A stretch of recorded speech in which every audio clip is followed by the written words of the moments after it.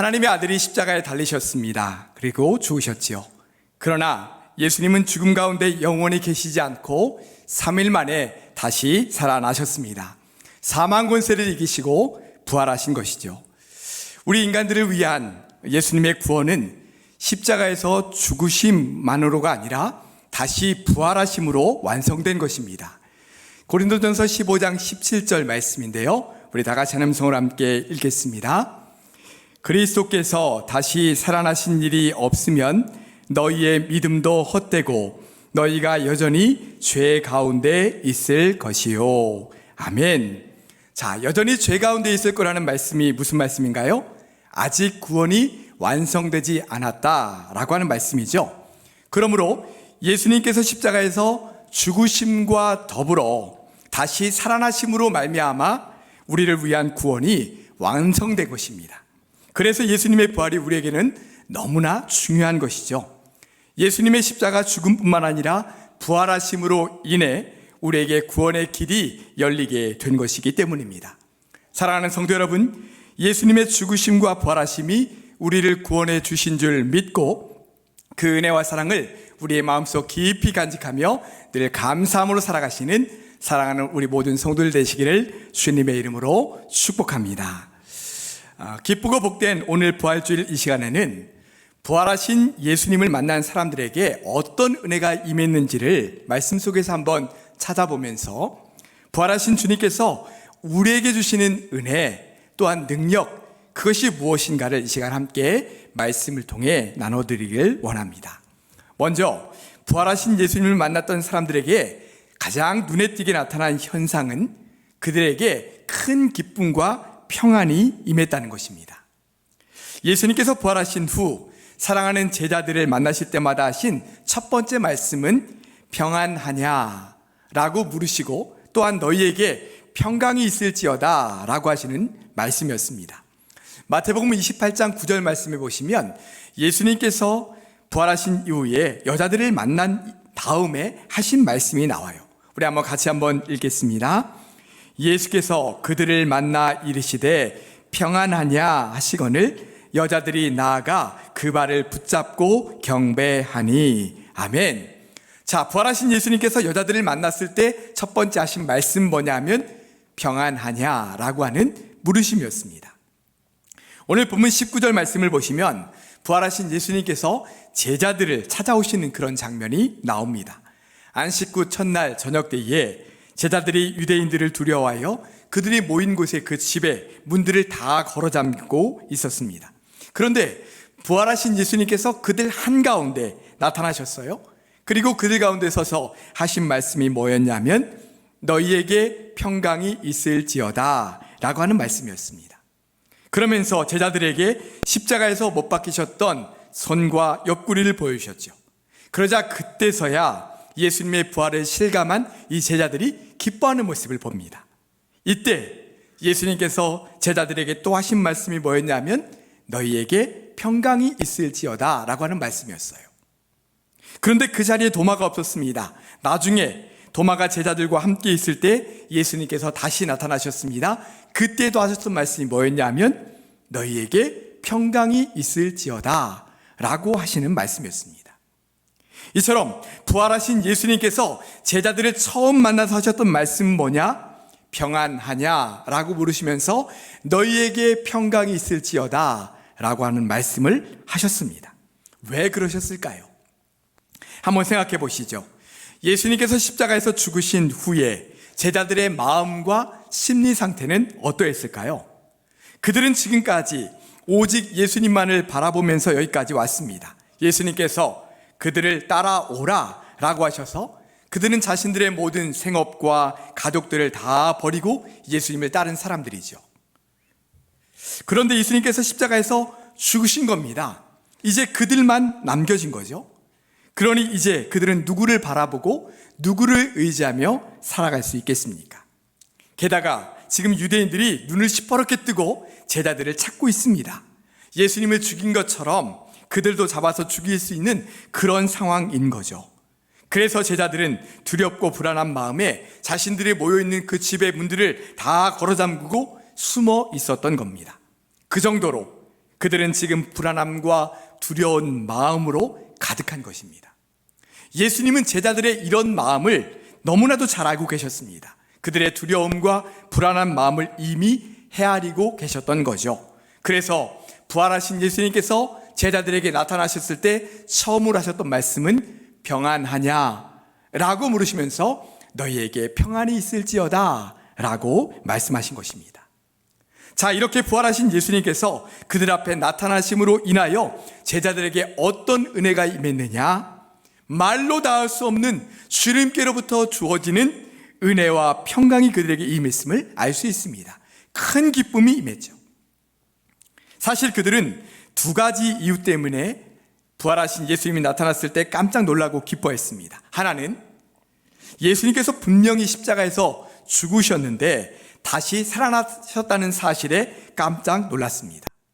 아니, 어떻게 죽었던 예수님이 다시 살아나셨지? 어떻게 죽은 사람이 다시 살아나? 이런 일이 정말 가능한 거야? 이런 생각을 한 거죠. 물론 예수님께서 전에 죽었다가 3일 만에 다시 살아날 거다 말씀하시긴 했지만 그때는 그냥 하시는 말씀이려니 라고 생각했습니다. 그런데 정말 예수님께서 다시 살아나셔서 그들 앞에 나타나신 거죠. 그들이 잘 못 믿으니까 예수님께서는 손에 난 못자국과 옆구리까지 보여주셨습니다. 그제서야 실감을 한 제자들은 말할 수 없는 기쁨이 그들 가운데 몰려오게 되었던 거죠. 또한 제자들이 크게 기뻐했던 이유는 예수님께서 다시 그들에게 나타나셨기 때문입니다. 여러분, 제자들이 지금 왜 두려워하고 있습니까? 예수님께서 십자가에 죽으심으로 말미암아 더 이상 예수님이 그들 옆에 안 계시기 때문에 두려운 거죠. 예수님이 없기 때문에, 그들 옆에 안 계시기 때문에 두려운 것입니다. 그런데 예수님께서 다시 살아나셔서 그들 앞에 나타나셨으니 그 두려움이 없어지고 얼마나 기쁨으로 넘쳤겠습니까? 이렇게 부활하신 예수님을 만난 사람들에게 있었던 가장 큰 은혜는 그들에게 평안과 큰 기쁨이 임했다는 것입니다. 부활하신 예수님을 만나는 그 순간 지금까지 그들의 마음속에 가득 채우고 있었던 모든 두려움과 불안함이 한순간에 싹 다 사라지고 평안함과 큰 기쁨이 그들에게 임했던 것이죠.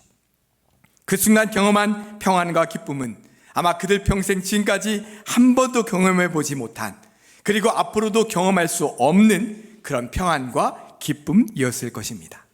근데 여러분, 제자들이 경험했던 이 평안과 기쁨이 오늘 우리에게도 임하게 되기를 간절히 축복합니다. 부활하신 예수님이 우리를 그렇게 만나주시기를 원합니다. 지금 이 시대를 살아가는 사람들 얼마나 그 마음이 불안하고 답답합니까? 코로나로 인한 모든 상황이 우리의 마음을 불안하게 하고 답답하게 합니다. 또 경제적인 어려움이 계속되고 있습니다. 더군다나 우리 앞에 펼쳐질 미래에 대한 전망들이 암울한 전망들이 계속 쏟아지고 있습니다. 그래서 이 시대를 살아가는 모든 사람들의 마음에는 막연한 두려움과 불안함이 내재되어 있죠. 이런 불안함과 두려움을 어떻게 이겨나갈 수가 있겠습니까? 어떻게 극복해 나갈 수 있겠습니까? 바로 부활하신 예수님이 우리를 다시 한번 찾아와 주시는 것입니다. 부활하신 예수님이 우리의 마음을 어루만져 주시며 우리에게 이렇게 말씀해 주시기를 원하는 거죠. 내가 평안하냐? 너에게 평안이 있을지어다 라고 말씀해 주시기를 원하는 것입니다. 오늘 부활주일 예배를 드리고 있는 사랑하는 성도 여러분, 부활하신 예수님께서 여러분에게 말씀하고 계십니다. 너희에게 평강이 있을지어다. 이 말씀을 꼭 붙들고 모든 두려움과 불안함을 떨쳐내시고 주님 안에서 참된 평안과 큰 기쁨을 누리며 살아가시기를 축복합니다. 둘째로, 부활하신 예수님을 만났던 사람들에게 나타난 현상은 그들에게 믿음과 확신이 생겼다는 것입니다.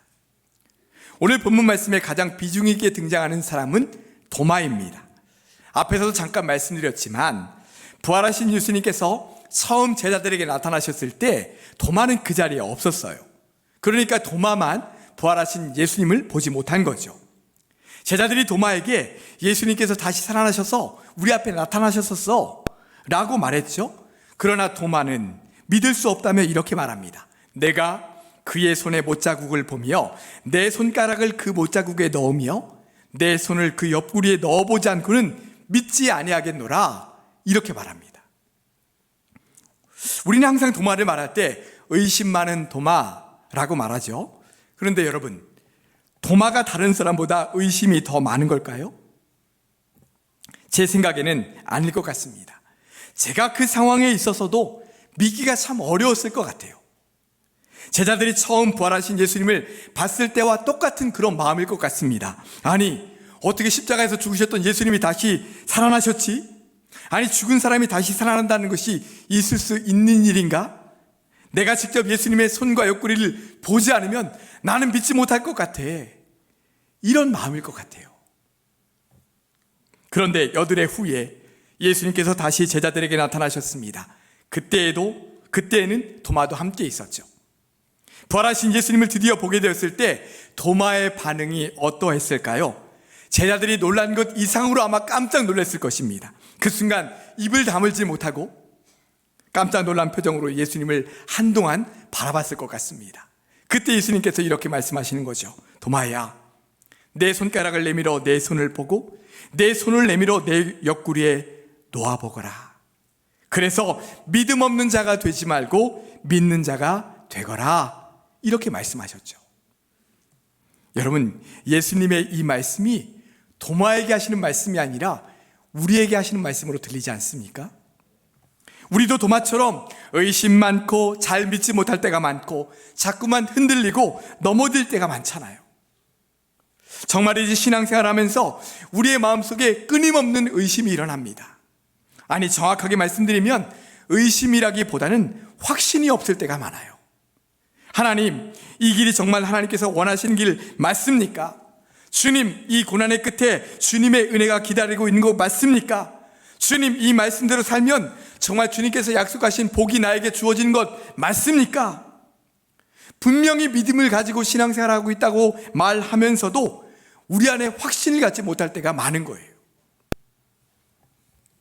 또 어떤 때는 정말 열정적인 신앙으로 흔들림 없이 잘 가는 것 같다고도, 또 어떤 때는 정말 내 믿음이 이 정도밖에 되지 않나 라고 하는 그런 생각이 들 때가 있지 않습니까? 그래서 참 부끄러울 때가 많잖아요. 물론 이런 우리의 연약함은 보이지 않는 하나님을 믿는 데서 생기는 그런 필연적인 어려움일 수도 있습니다. 그러나 어쩌면 우리는 도마보다 더 확신 없는 그런 신앙생활을 할 때가 많은 것 같아요. 예수님은 이렇게 믿음이 연약한 우리에게 믿음이 없는 자가 되지 말고 믿는 자가 되거라 라고 말씀하고 계신 거예요. 그러면서 29절 말씀을 해주고 계십니다. 우리 29절 말씀 다 같이 한 음성으로 읽겠습니다. 예수께서 이르시되 너는 나를 본고로 믿느냐? 보지 못하고 믿는 자들은 복되도다 하시니라. 아멘. 도마야, 내가 나를 못 봤다고 나를 믿지 못하느냐? 보지 않고 믿는 믿음이 더 큰 믿음이다. 여러분, 우리에게도 똑같이 말씀하고 계시는 거예요. 너희들이 나를 못 봤다고 못 믿느냐? 보지 않고 믿는 믿음이 더 큰 믿음이다. 그러니 나를 믿어라. 이렇게 말씀하시고 계신 것이죠. 자, 부활하신 예수님 만난 도마는 이후에 어떻게 변화되었습니까? 이제는 의심하고 확신이 없는 그런 모습이 아니라 확신과 믿음으로 가득했어요. 그래서 이렇게 고백합니다. 우리 28절 말씀 다 같이 읽겠습니다. 도마가 대답하여 이르되 나의 주님이시요 나의 하나님이시니이다. 아멘. 이제 도마는 예수님께서 누구신지를 확실하게 깨달았어요. 그 전에 베드로가 했던 그 고백과 똑같은 고백을 이제는 도마도 확신 있게 할 수 있었죠. 나의 주님이시요 나의 하나님이십니다. 도마는 지금 온 마음을 다하여 진실한 믿음의 고백을 하고 있는 것입니다.